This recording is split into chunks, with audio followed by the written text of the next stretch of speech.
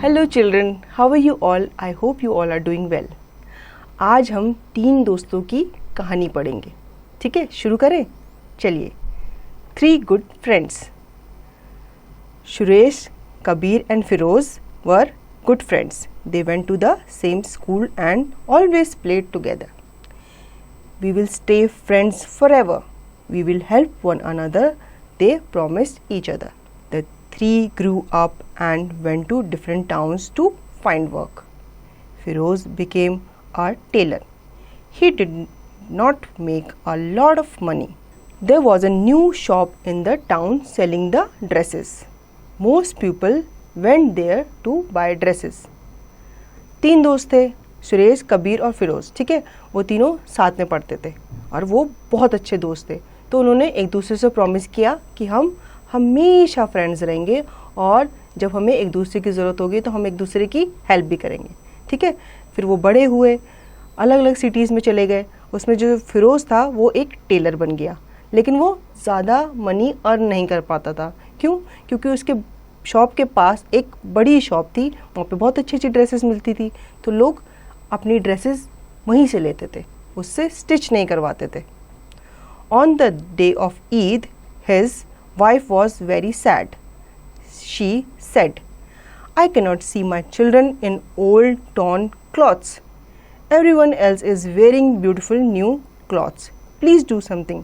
अब जो फिरोज़ था, उसकी वाइफ थी, उसने उससे कहा कि आज ईद है और मैं अपने बच्चों को फटे हुए कपड़ों में, पुराने कपड़ों में नहीं देखना चाहती, कुछ करो।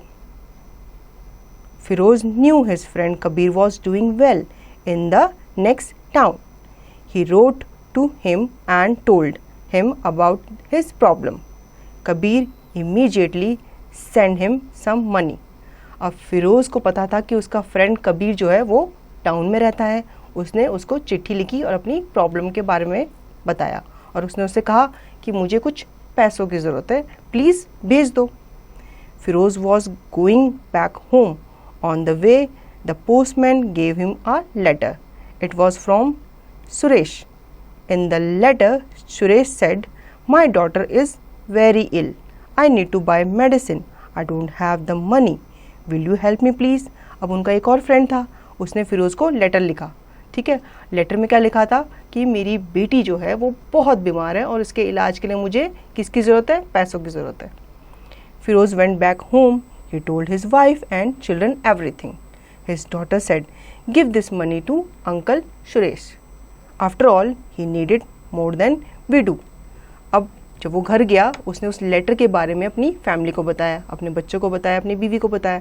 तो उसके डॉटर ने कहा कि आप ये पैसे जो हैं, जो कबीर अंकल ने हमारे लिए भेजे, आप इन पैसों को सुरेश अंकल को दे दो, क्योंकि उन्हें इन पैसों की हमारे से ज़्यादा ज़रूरत है.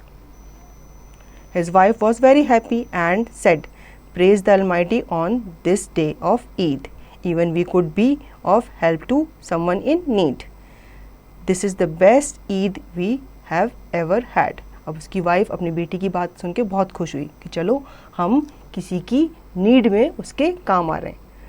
अब भगवान जो है वो हमें ब्लेस करेगा इस चीज़ के लिए, और हम इसी तरह से, मतलब उसने कहा कि हम इससे अच्छी ईद तो कभी मना ही नहीं सकते.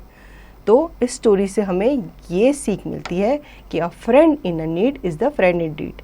जो फ्रेंड हमारी नीड में हमारे काम आता है वो ही हमारा रियल फ्रेंड होता है, और हमें हमेशा अपने फ्रेंड्स की, उनकी ज़रूरत में उनकी हेल्प करनी चाहिए. तो बच्चों, कैसी लगी स्टोरी? आई होप आपको ये स्टोरी अच्छी लगी होगी. अब इसकी एक्सरसाइज की प्रैक्टिस आप खुद से करेंगे.